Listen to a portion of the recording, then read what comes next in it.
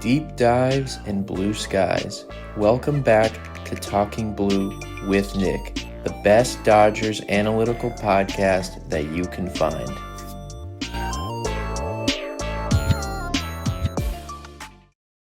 Ladies and gentlemen, welcome back to Talking Blue, the best Dodgers analytical podcast that you can find. I'll be your host, Nick. Today, of course, we're previewing the Dodgers and the Angels.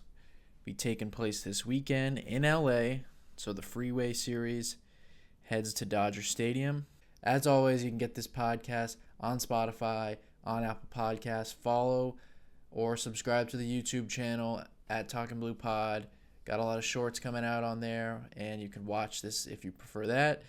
Follow us at Talking Blue Pod on all social media, TikTok, Instagram, X. Can also follow us on Reddit at competitive-week8715. Talk to us if you would like that. And follow my personal X at Talking Blue Nick. So, let's go right into the preview series. Be a pretty quick pod like most of these preview series are. Going to talk about the Angels. So, Angels aren't so much of a great team. They kind of got off to a pretty decent start. 17-25, which is last place in the AL West. The Angels are 5th in home runs in all of baseball. But other than that, they are last in walks. They are 3rd in strikeouts. They have the lowest batting average and the lowest on base in all of baseball, as well as having the 2nd highest whip percentage in baseball. So they are not a great offense. The only thing they really do is hit home runs. But other than that, they don't walk. They strike out a lot. The lowest batting average, the lowest on base. And then on the pitching side, they have the 5th highest team ERA, the 3rd worst batting average against, the 3rd most home runs allowed, 4th most walks allowed, and the 3rd least amount of strikeouts. So on the pitching side, they are very bad as well. A lot of home runs allowed and walks allowed. So ironically, 2 of the 3 pitchers they'll be facing in this series are actually not bad pitchers, 2 decent left-handers. Matchups at the time of this recording are not officially out now. Look at the times that some of these pitchers have pitched recently. I saw something that said Tony Gonsolin could be going Friday, but that wouldn't make any sense really.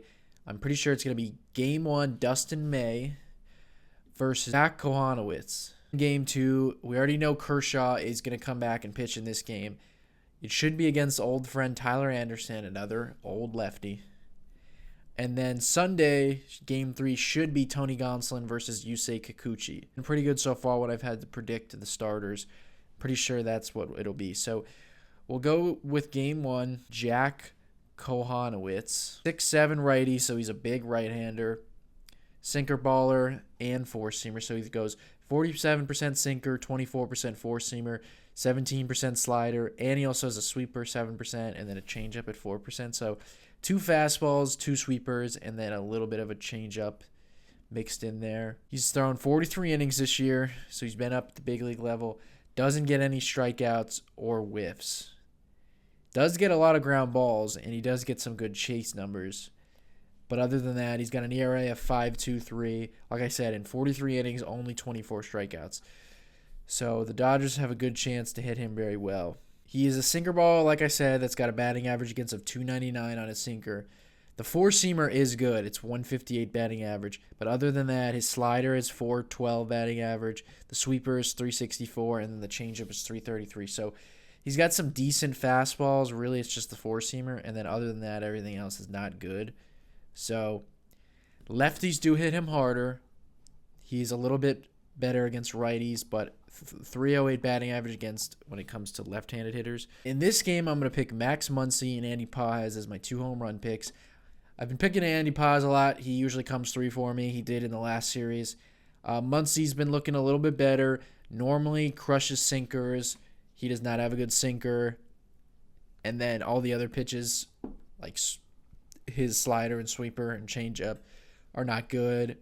He's not as good against lefties, so I think that will be a good matchup for Muncy. And then Andy Paz has been a good slider hitter and a good fastball hitter. Not as well against sinkers, but I think Kohanowitz maybe leaves a slider out over the plate, and Paz hits it out to left field. So I think those two guys match up well, but I think a lot of the Dodgers match up well against him and can hit him well. Guys like Freddie, of course, Shohei, Maybe Conforto breaks out a little bit. I think Haesam Kim could have some good at-bats against him as well. He's had some good at-bats since he's been up. We'll just talk about Dustin May really quickly, who should be going in this game. I think Dustin May matches up well against the Angels. So we know that Dustin May is a big sinker baller, got the sweeper, has a pretty good four-seam fastball. Those are pretty much the three pitches he throws. He'll mix in occasional cutter. So, like I said, the Angels are a really bad hitting team. So they're not good against much pitches. And if you look at their lineup, they don't have many great hitters. Now, they are a young lineup. Zach Neto is a good player for them, the shortstop. Nolan Shanuel, first baseman, is another good hitter. And then Logan O'Hoppe, their catcher, is a good hitter. But other than that, Mike Trout's on the injured list. Jorge Soler has been just league average.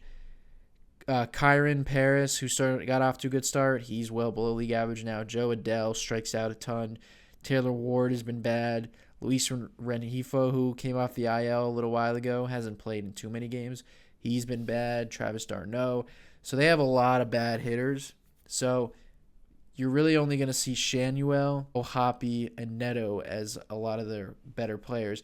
Moncada has also been very good for them, but he hasn't played that much. He only has 64 plate appearances, but he's actually been pretty good for them. So when it comes to fastballs, Moncada, Shanuel, and Neto are really the only good four-seam fastball hitters. Everyone else is pretty bad.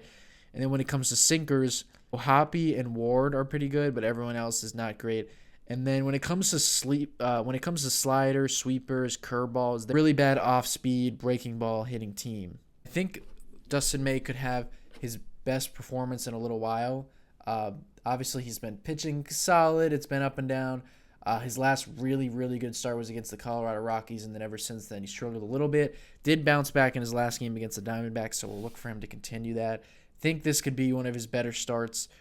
Maybe the swing and miss ticks up a little bit. The Angels are not a good offense, so I think Dustin May will look good against them. And he does not give up many home runs, and the Angels really the only thing they're good at is hitting home runs. So we'll go to game 2. Of course, Clayton Kershaw will come off the IL. They'll go up against Tyler Anderson. Not too much to talk about Clayton Kershaw. We obviously haven't seen him. In the minor leagues, he does have some solid numbers. Now, his velocity has been down. He's thrown 21 innings. Hasn't got too much swing and miss. The velocity's been around 87, 88 miles an hour. So really have no idea what to expect from Kershaw. I just can't wait to talk about him and to see him. Really quickly, when it comes to Clayton Kershaw, he, of course, years ago was the best pitcher in baseball, probably from about 2013-14 to about 2017-2018. He was the best pitcher in the game. He won 3 Cy Youngs. It wasn't really until 2018 when his velocity first started to dip, where he was never a guy who threw super hard, but he was someone who could get up to 95, 6, 7. 2018 was the first time we really started to see his 2018 was the first time you really started to see his velo drop, and then ever since then he was mainly from 90 to 92. But he was always effective. I think a lot of people probably assume he hasn't been as good, people who don't follow the Dodgers as much. But if you look at his numbers in the 2020s, he still has had really great years. 2022 and 2023, he made the All-Star team, as well as 2021, I believe. He's just been more injury prone. 2021, he had a really good year, got hurt like right before the postseason. 2022, he had a really good year.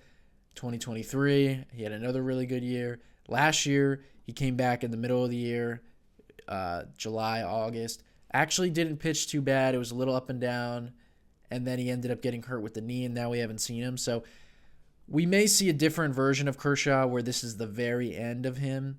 Again, we'll just see how he looks. I would never doubt him because ever since he's gotten older, I've always waited for him to not be good, and it's never happened. He's just there's never been a time where he's bad. That's why he has one of, if not the best ERA of all time. So we'll see how Kershaw looks. He's not going to get much swing and miss at this point in his career, and he's not going to throw hard, but he's always been incredible with pounding the strike zone and mixing up his pitches, tunneling well. He's like a master when it comes to using his fastball and then using his slider off of that, and it's always been dominant for him. So if he came out this year and pitched to an ERA in the mid threes, low three, like I wouldn't be surprised because he's never really been bad. Even as his velocity has dipped, even though he's no longer looked at as one of the best pitchers in the game, he's just never been bad. Even the lesser version of him was still an all-star pitcher. So I think he'll still be really good. I think he can still be solid. We'll just have to see what he looks like. Tyler Anderson, old friend, was really good for the Dodgers in 2022. So he's a reverse splits guy. Lefties hit 289 off of him. Righties hit 156. That's because of his changeup. He's got a really good changeup. So Tyler Anderson's got an ERA of 2.58. He's one of the best pitchers when it comes to limiting hard contact. So he's got a pretty good fastball with a batting average against of 154, and then his changeup has a batting average of 200.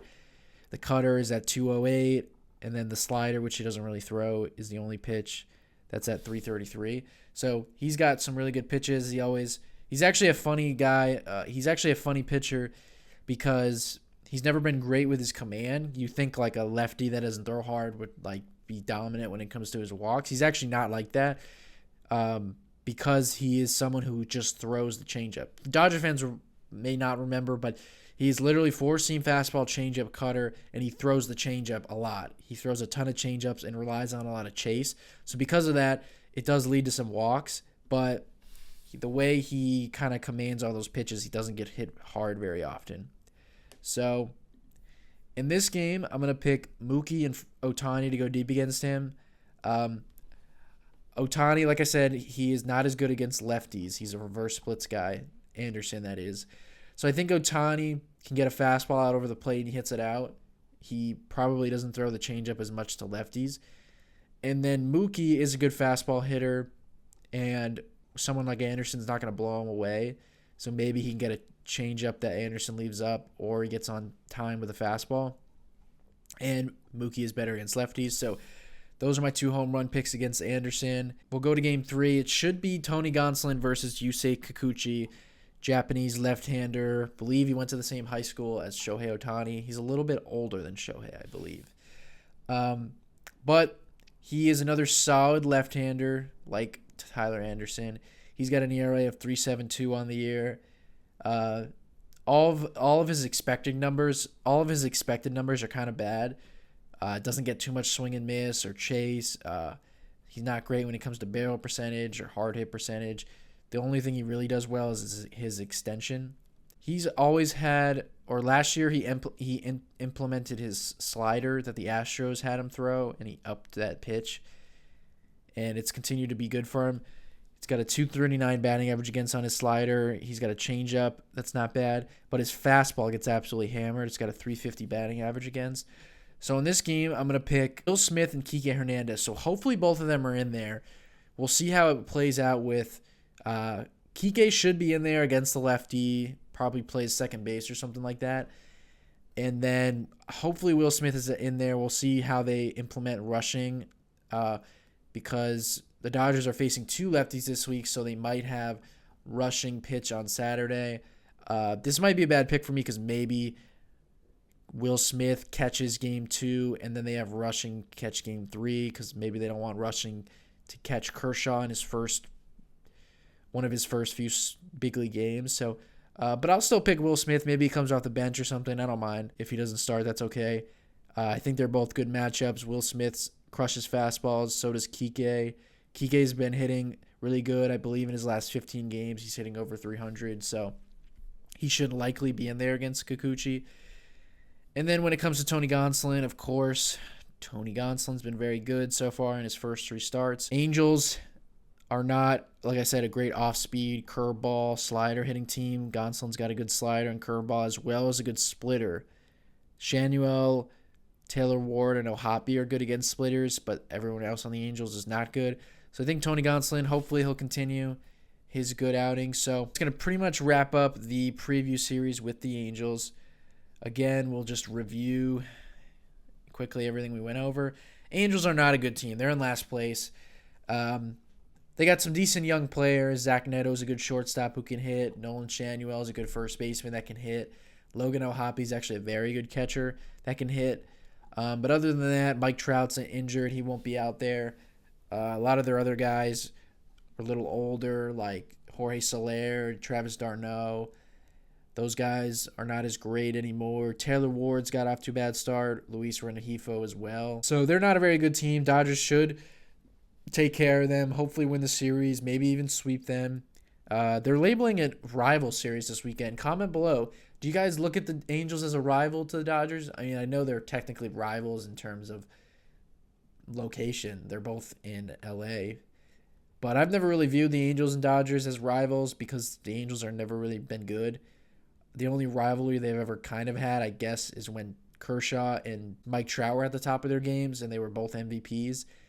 And I guess maybe Ohtani coming from the Angels to the Dodgers adds some kind of rivalry. But other than that, they've never really had any kind of rivalry because the Angels haven't been good for like 10 years. So comment below if you view them as a rivalry or not. Comment below some expectations, some predictions, who's going deep. How do you think Dustin May looks? How do you think Kershaw looks back? Are you excited to see Kershaw? I mean, second year in a row where we've had a long delay of Kershaw. He came back, I think it was last July, at the end of July he came back last year. So I'm really excited to see what Kershaw looks like. Is this going to be his last year? I think maybe he'll come back and pitch another year after this. Who knows? We'll have to see if he stays healthy. But it's actually nice that he came back a little earlier. I thought he wasn't going to come back till like June or July. So he could actually get some decent innings under his belt. And who knows? With the Dodgers' injuries, we might have Kershaw going in Game 2 of the postseason for all we know. So, thank you guys for listening. As always, you can get this podcast on Apple Podcasts, on Spotify. Subscribe to the YouTube channel. We're going to have a bunch of shorts coming out, as always, TikToks. I'll make this video into a shorter video for those of you who like that. Let's see if the Dodgers can sweep the Angels, continue their hot hitting, and take care of this rival series, as they're calling. Thank you guys for listening. Have a good day.